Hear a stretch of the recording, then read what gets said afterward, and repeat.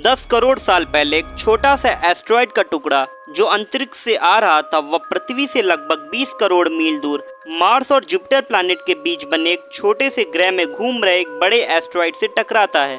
इस टकराव से उस बड़े एस्टेरॉयड की दिशा बदल जाती है। वह छोटे ग्रह से निकलकर सीधे पृथ्वी की ओर 22,000 मील प्रति घंटा की स्पीड से बढ़ने लगता है। जब यह एस्टेरॉयड पृथ्वी से लगभग 3,84,000 किलोमीटर की दूरी पर था तब धरती से शायद डायनासोर का अंत न होता यदि एस्टेरॉयड पृथ्वी के उपग्रह चांद से टकराता, लेकिन ऐसा नहीं हुआ और वह चांद से बहुत ही नजदीक से गुजर गया। 40 किलोमीटर बड़ा एस्टेरॉयड हर सेकंड पृथ्वी की तरफ बढ़ रहा था। जब यह एस्टेरॉयड पृथ्वी के वातावरण के संपर्क में आया तब इसकी रफ्तार बहुत ही ज्यादा बढ़ गई। उस वक्त इसकी रफ्तार करीब 70,000 किलोमीटर रही होगी। पृथ्वी के वातावरण में घुसते ही फ्रिक्शन के कारण एक भयानक आग के गोले में वो एस्टेरॉयड बदल गया।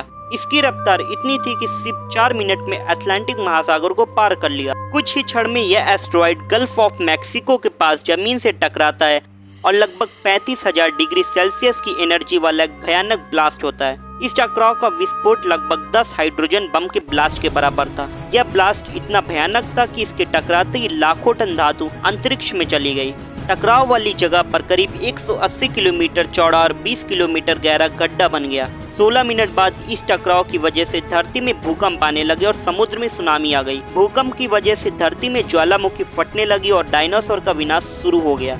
इस भयानक ब्लास्ट से रेडियम की मात्रा इतनी बढ़ गई कि इससे 800 किलोमीटर के दायरे में आने वाले सभी जीव पूरी तरह जलकर खत्म हो गए।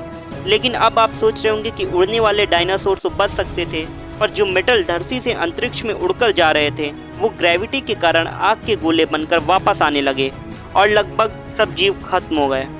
इस महाप्रलय से धरती पर से कुल 90% जीव खत्म हो गए। 10% वो बचे जो जीव 25 किलोग्राम से कम वजन के थे। इसका यह कारण था कि महाप्रलय की वजह से धरती पर सभी पेड़ पौधे और जीव नष्ट हो चुके थे और जिसकी वजह से बड़े जानवर अपना पेट नहीं पाल सकते थे और डायनासोर इरा खत्म हो गया। यह महाप्रलय नए और छोटे जीवों के लिए बहुत ही लाभदायक था। इस प्रलय से मेमल्स जैसी प्रजाति बच गई। मानव के विकास के बारे में हम अगली वीडियो में बताएंगे। तब तक के लिए नीचे दिए गए लाल बटन को दबा दें।